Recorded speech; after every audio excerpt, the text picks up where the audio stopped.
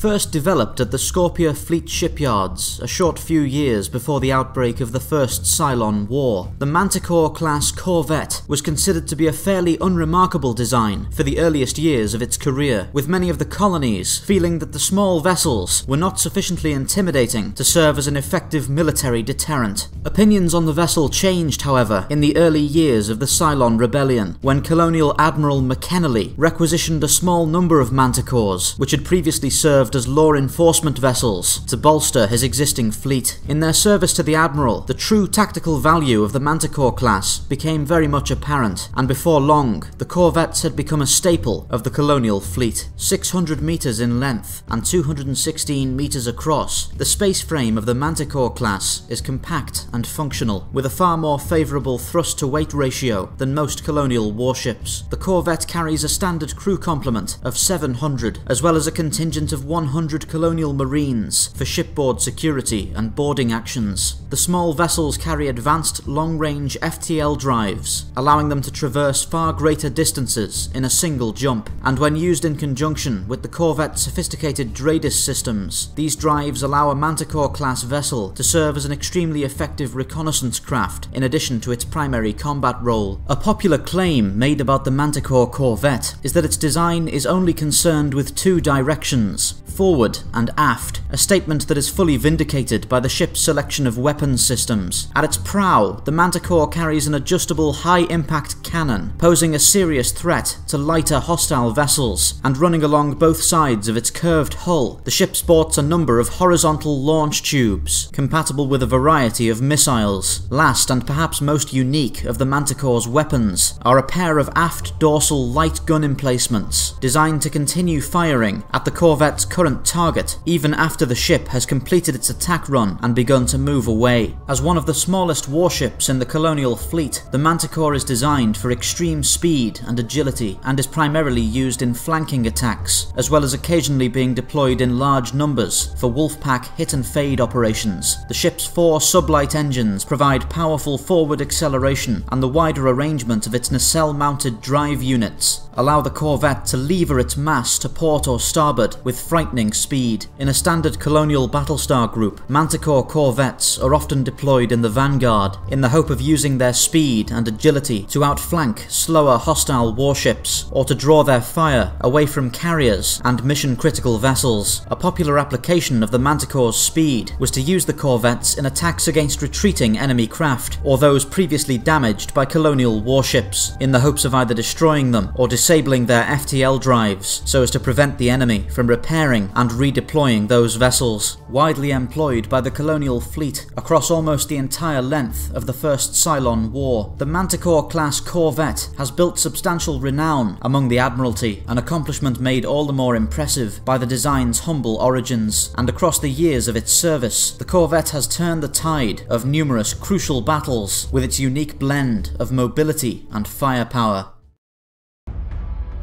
This video was commissioned as part of a promotional series for Battlestar Galactica Deadlock, an upcoming strategy game available on PC and console. Deadlock tells an original canon story taking place in the height of the First Cylon War, as well as offering a full skirmish mode for both multiplayer and CPU matches. I myself am very excited for the game. I can't wait to finally get a close look at the stories and battles of the First Cylon War, and I'm tremendously grateful to have the chance to help flesh out its new ship designs in this miniseries. I'd encourage you all to check out the links below for some more information on Deadlock, as well as some fantastic gameplay footage. Thank you all for watching.